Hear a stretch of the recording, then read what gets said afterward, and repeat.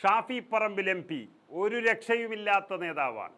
അല്ലെങ്കിൽ എതിരാളികൾ തന്നെ സ്വയം പരാജയം സമ്മതിക്കുമ്പോൾ എതിരാളികളില്ലാത്തൊരു നേതാവായി അദ്ദേഹം മാറുന്നു എന്ന് തന്നെ പറയാം. ഏതൊരു നേതാവും അദ്ദേഹം വലിയവനാകുന്നത് കവലയിലെ പ്രസംഗങ്ങൾ കൊണ്ടോ അല്ലെങ്കിൽ പല പല പ്രഖ്യാപനങ്ങൾ കൊണ്ടോ അല്ല. പൊതുപ്രവർത്തകൻ എന്നുള്ള നിലയിൽ ജനങ്ങളുടെ മനസ്സിലും ഹൃദയത്തിലും ഒരു സ്ഥാനം നേടുമ്പോഴാണ്. അത് പലയിടങ്ങളിലും തെളിയിച്ചതുകൊണ്ടാണ് ഷാഫി പറമ്പിലിന് ഇത്രയും ജനസമ്മതി കിട്ടുന്നത്. ഒരു സംശയമില്ല, അതാണ് CPMൻ്റെ നെഞ്ച് പിടയുന്നതും. ഷാഫി പറമ്പിൽ മാത്രം ഇറങ്ങിയാൽ മതി, CPMൻ്റെ കോട്ടകൊത്തലങ്ങൾ ഇളകും എന്നുള്ളത് അവർക്ക് വളരെ വ്യക്തമായി ബോധ്യമായിട്ടുണ്ട്. അതുതന്നെയാണ് ഷാഫി പറമ്പിലിനെ ആക്രമിക്കാനും അതുവഴി ഇല്ലാതാക്കാനും ഒരുപക്ഷെ അതിൻ്റെ ഇടയിൽ കൂടി CPMനെ ശക്തിപ്പെടുത്താനുമൊക്കെ അവരുടെ പാർട്ടി നേതൃത്വം ശ്രമിച്ചുകൊണ്ടിരിക്കുന്നത്.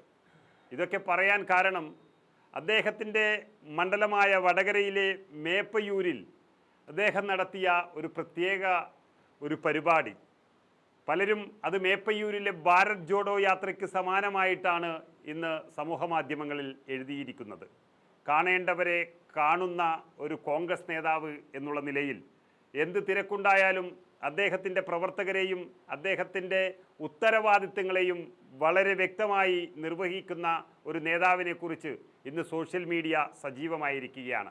അതായത് Meppayur government vocational higher secondary സ്കൂളിൽ ഒരു പരിപാടിക്കെത്തിയ ഷാഫി പറമ്പിൽ MP കാണാൻ ആ സ്കൂളിൽ നിന്നും ഒരു കുട്ടിക്ക് കഴിയുമായിരുന്നില്ല. കാരണം ആ കുട്ടി ഒരു വികലാംഗനായിരുന്നു.